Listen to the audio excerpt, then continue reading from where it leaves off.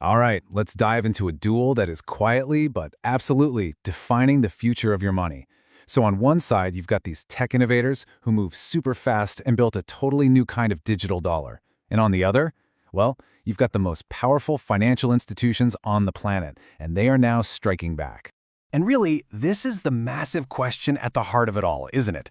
For decades, the answer was pretty simple. Governments, right? Through their central banks.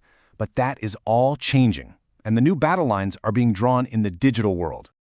And this is exactly where the conflict ignites. You see, for years, private companies just raced ahead. They were creating their own versions of a digital dollar that could move anywhere in the world 24/7. Now, governments are playing catch-up, and believe me, they're bringing their full regulatory and sovereign power to the table. So let's meet the two contenders in this duel. First up, we've got the challengers, the innovators who really kicked this whole revolution off, the creators of stablecoins. So what in the world is a stablecoin? Well, think of it like this. It's a digital token, but it's designed to hold a steady value. It's usually pegged one-to-one with a major currency, like the US dollar.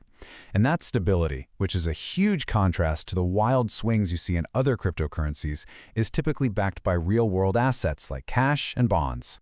Now, these stablecoins are issued by private companies. You've probably heard of Tether's USDT or Circle's USDC.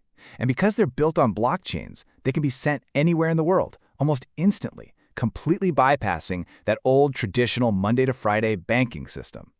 This global, always-on accessibility, that's precisely what makes them so incredibly powerful. You can bet the rapid rise of this private digital dollar did not go unnoticed. For governments, the idea of a private currency operating at a huge scale, outside their direct control, well, that raises some pretty fundamental questions about financial stability and their own monetary policy. And that brings us to the incumbents, the central banks and their very powerful response. So, meet the Central Bank Digital Currency, or a CBDC. Now, this isn't just another crypto. No, this is the real deal. It's an official digital version of a country's money. A digital dollar, for example, issued by the Federal Reserve, would be a direct liability of the central bank. You know, just like the actual cash in your wallet. And the key differences here are stark. CBDCs are state-issued, not private. They're centrally controlled by the government, not decentralized on some public blockchain. And you can be absolutely sure they will be tightly regulated from day one. This represents a fundamentally different philosophy for how digital money should work. Okay, let's put them head-to-head, because the contrast is crystal clear. On one side, you have the agile, global, privately run world of stablecoins, and on the other, you have the official, controlled, state-backed power of CBDCs. These are two very, very different visions for the future of digital money, and they are on a collision course. So when these two powerful forces meet, it's not just about some friendly competition in the marketplace. No, it leads to a collision, especially on the regulatory front, as governments move to assert their control. And this whole thing sets off a pretty predictable chain reaction. So, as governments get more serious about their own digital currencies, they inevitably start scrutinizing the existing private players much more closely. This leads directly to new rules, demanding that stablecoin issuers prove they actually have the reserves they claim, and that they comply with all the strict financial regulations that are designed to protect the whole financial system. So, does the government's entry into the digital currency game just spell the end for stablecoins? Well, not exactly. The outcome is shaping up to be far more complex than a simple knockout punch. The emerging consensus is that CBDCs won't actually eliminate stablecoins, but they are going to compete fiercely with them.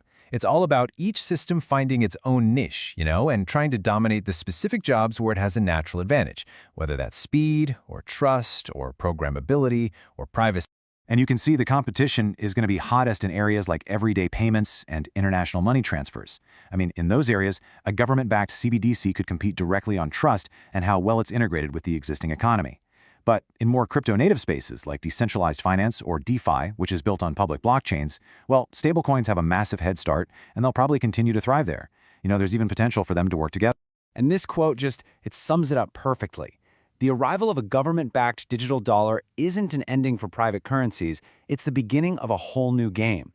And this new era of financial competition between public and private digital money, it could ultimately drive innovation for everyone. But this new era of competition raises a really critical question for all of us. When money is fully digital and potentially trackable by either a corporation or a government, what happens to our financial privacy? That is a massive topic, and it's one we will definitely be breaking down in a future explainer.